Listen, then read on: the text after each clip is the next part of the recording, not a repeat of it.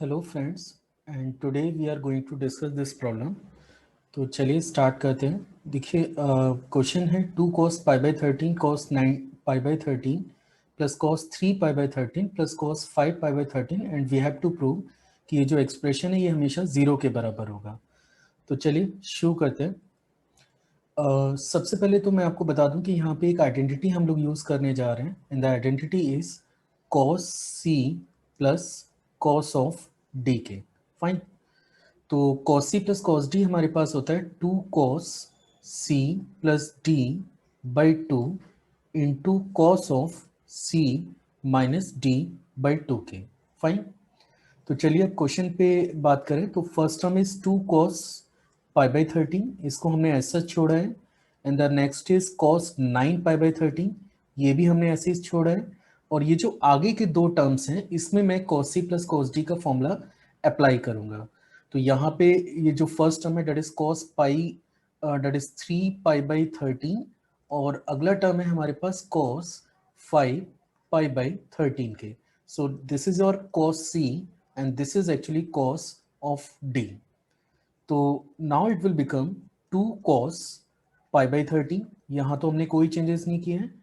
ये हमारा cos 9 π/13, यहाँ भी कोई चेंजेस नहीं है। और यहाँ मैं ये फॉर्मूला अप्लाई कर रहा हूँ जो मैंने यहाँ पे लिखा हुआ है that is cos c plus cos d। तो ये बनेगा 2 cos c plus d by 2। तो c देखिए कितना है 3 π/13 है, that is 3 π/13 plus 5 plus 5 π/13 and divided by 2k, that is cos c plus d by 2 into cos of c minus d by 2। तो c हमारे पास है 3 π/13 minus 5 π/13 and divided by 2k। तो आई होप सो कि आपको यहाँ तक ये क्लियर हुआ होगा। अब चलिए आगे बात करते हैं। फर्दर अगर इस पे काम करना है तो हम लोग इसे लिख सकते हैं 2 cos π/13 इंटू कॉस 9 π/13, ये एस सच है, प्लस यहाँ देखिए 5 π/13 है, फिर ये 3 π/13 है तो 8 π/13 हो गया और 2 से अपन इसे डिवाइड करेंगे तो that will become 4 π/13। So we can write it 2 cos 4 π/13। एक तो ये टर्म हो गया।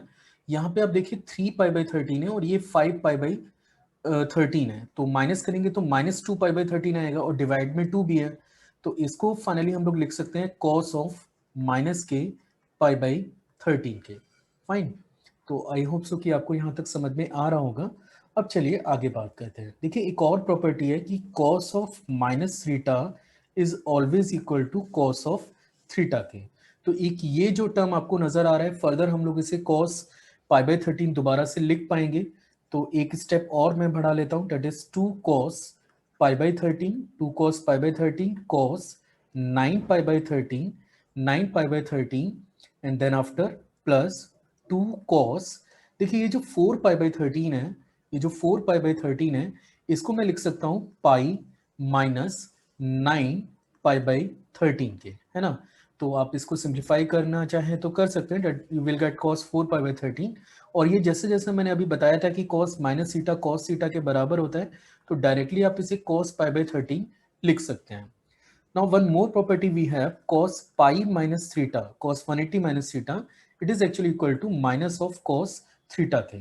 तो ये बनेगा 2 cos π/13 2 cos π/13 cos 9 π/13 9 π/13 और इसको लिख सकते हैं माइनस के 2 cos 9 π/13 and that is cos π/13 के। तो आप देख पा रहे हैं कि ये पूरा टर्म और ये पूरा टर्म दोनों टर्म सेम है, तो ये आपका कैंसिल हो गया and the result is equal to 0। So finally this we have to prove. I hope so कि आपको ये सॉल्यूशन पसंद आया होगा। Thanks for watching. So friends today we are going to discuss this problem. तो चलिए शुरू करते हैं कि कैसे अपन इसको सिंप्लीफाई कर सकते हैं। वी हैव टू प्रूव कि ये जो गिवन एक्सप्रेशन है ये एक्चुअली जीरो के इक्वल है। तो पहले मैं आपको बता देता हूँ कि इसमें क्या ट्रिग्नोमेट्रिक आइडेंटिटी यूज आने जा रही है। तो listen here, we have the property 2 cos a cos b, है ना। अगर हम 2 cos a cos b की बात करें तो ये बराबर होता है cos of a minus B plus cos of a plus b के। फाइनली इसको ऐसा लिख सकते हैं। तो चलिए शुरू करते हैं कि ये जो फर्स्ट टर्म है 2 cos π/13 cos 9 π/13, तो मैं वहाँ पे ये वाला प्रॉपर्टी यूज़ कर रहा हूँ। तो इसको अपन लिख पाएंगे cos of a minus B. a minus B का मतलब π/13 माइनस 9 π/13, ऐसा अपन इसे लिखेंगे। प्लस के cos of a plus B, मतलब π/13 प्लस 9 π/13 के, ये टर्म एज सच है। और आगे अगर आप देखेंगे तो आगे लिखा हुआ है cos 3 π/13 into that is plus cos of 5 π/13। Finally ये टर्म हमारे पास मौजूद है। चलिए अब थोड़ा सा वर्कआउट करते हैं इसके ऊपर। तो पाई माइनस 9 पाई, तो that will become cos minus 8 π/13। इसको लिख सकते हैं cos माइनस 8 π/13, ये टर्म ऐसे लिख सकते हैं। अगला वाला हमारे पास बनेगा cos 10 π/13, दिस इज cos 10 π/13। फिर है cos 3 π/13, ये तीसरा टर्म है। और चौथा टर्म हमारे पास है cos 5 π/13 के। फाइनली ये टर्म हमारे पास आ चुके हैं। अब देखिए एक और प्रॉपर्टी हमारे पास है, cos minus theta is always equal to cos of theta के। इनकी ये जो फर्स्ट वाला टर्म आपको नजर आ रहा है, आप डायरेक्टली इसे cos ऑफ 8 π/13 लिख सकते हैं। ये एज सच cos 10 π/13, इसको 10 π/13 हम लोग लिख रहे हैं। This is 10 π/13। The third one is cos 3 π/13 and the fourth one is cos 5 π/13 के। तो फाइनली ये टर्म हमारे पास आ चुके हैं। Fine, this is actually 5 π/13। अब देखें ये जो 8 π/13 है, इसको मैं लिख सकता हूँ पाई माइनस 5 π/13 के। फाइन, ये जो 10 π/13 है, इसको लिख सकते हैं पाई माइनस 3 π/13 के।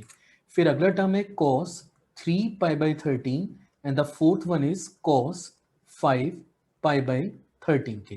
तो आई होप सो कि आपको यहाँ तक पूरा एक्सप्लेनेशन समझ में आ गया होगा।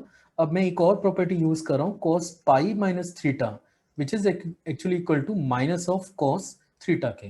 तो अगर आप फर्स्ट टर्म की बात करें तो ये बनेगा माइनस के cos 5 π/13, this is minus cos 5 π/13, this is minus cos 3 π/13, this is cos 3 π/13 and that is cos 5 π/13 के।